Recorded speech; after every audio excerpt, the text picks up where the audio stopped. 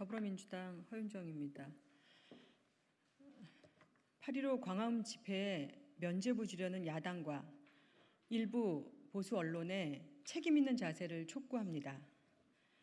오늘 코로나19 신규 확진자 수가 무려 324명에 이르렀습니다.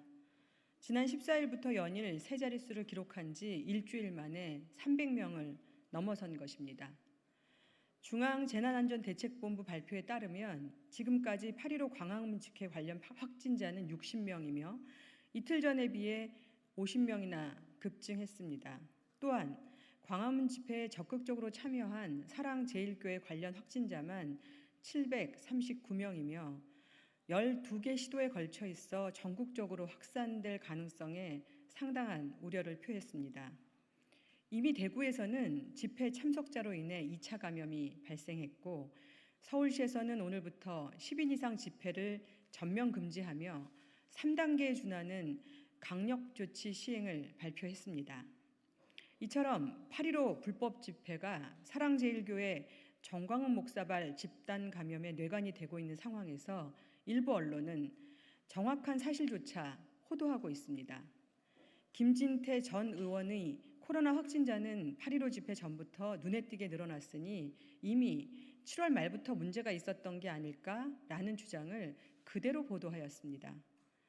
더구나 의료계의 일부 의견을 그 주장에 뒷받침 삼아 지속적으로 여론몰이를 하고 있습니다. 여기에 더해 정광훈 목사는 같은 신문에 비율로 보면 많지 않다는 내용의 입장문을 실기도 했습니다. 그러나 사랑제일교회 관련 양성률은 19.3%로 국내 누적 양성률 0.55%와 비교하면 약 35배 높은 수치입니다. 더구나 신천지의 경우 대구를 벗어나면 1.7%, 이태원클럽은 0.3%, 쿠팡 물류센터는 3% 정도여서 그 심각성은 더욱 큽니다. 코로나19는 국민의 생명과 안전이 걸린 문제입니다. 진영과 경제적 이익을 우선하거나 여론을 호도해서는 안 될 것입니다. 8.15 광화문 집회에 면죄부를 주려는 노력 대신 집회 참여자들에게 감염병 검사를 받으라고 알려야 합니다.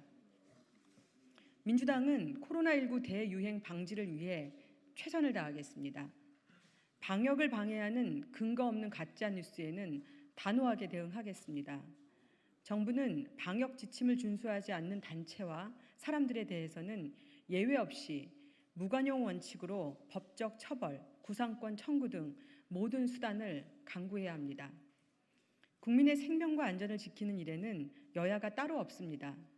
미래통합당도 과학적인 근거 없는 일방적인 주장 대신 광화문 집회에 참석한 당원 및 당협위원장의 전수조사 등 감염병 확산을 막기 위한 책임 있는 행동을 보여주길 촉구합니다.